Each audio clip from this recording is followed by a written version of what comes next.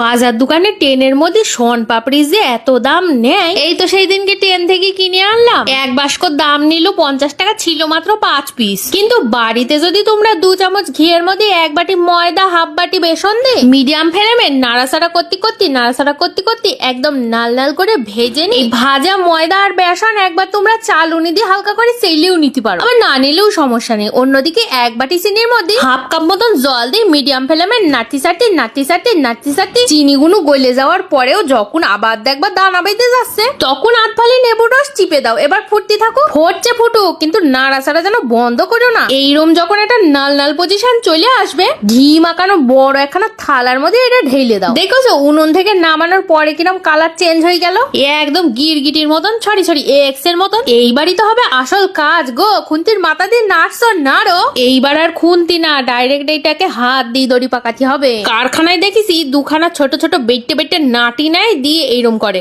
আমাদের কাছে তো ওইরম জিনিস নেই, তাই তোমাদের মানুষ হাত দিয়ে এরম করছে। পারলে সাইডে একটা বরফের চাই রেখে মাঝে মধ্যে বরফের উপরে হাত দিয়ে হাতটা একটু ঠান্ডা করে নিবা। তবে তোমাদের মানুষের দরকার পড়িনি, ছুপা রোমেন কিনা। এইবার ময়দা বেসনের সেই ভাজা গুঁড়োটা চিনির উপরে ছড়িয়ে দিয়ে এরম করে পাকিয়েই যেতে হবে, দড়ি পাকানোর মতন করে পাকিয়েই যেতে হবে। দেখো আমি কিন্তু একটু কাট মারিনি, শুধু ফাস্ট ফরওয়ার্ড করে দিই, যাতে তোমরা এই পুরো প্রসেসটা ভালো মতন করে বুঝে যেতে পারো। যাই হোক 10 মিনিট ধরে এরকম করে পাকি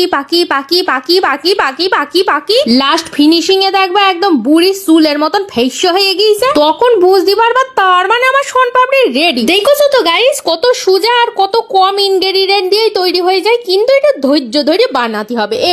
এইবার আর কি ডাইরেক্ট তোমরা এরকম ভাবেও খেতে পারো, কিংবা ছোট একখানা বাটির মধ্যে এরকম কিশমিশ অথবা পেস্তা দিই, তার উপরে একটুখানি এরকম শনপাপড়ি দিই শেপ করে অন্য একটা থালার মধ্যে এরকম ভাবে বসিয়ে দাও, থালি রেডি হয়ে যাবে বাজার দোকান ট্রেনের মতন শনপাপড়ি। এই জিনিস বানাতে আমাদের ওই 20 টাকা মতন খরচ হয়েছে, আর বানানো হলো 1 থালা শনপাপড়ি। খালি বলো দিন, এই দোকান বাজার থেকে কিনতে গেলি এতগুলো শনপাপড়ির কত দাম পড়তো? কমেন্টে জানা দিয়ে আমাকে যেন ভুলে যেও না। আর বাড়িতে অবশ্যই একবার ট্রাই করে দেখো, দারুণ খেতে হয়। এইরকম নতুন ভিডিও দেখতে ফলো সাবস্ক্রাইব করো।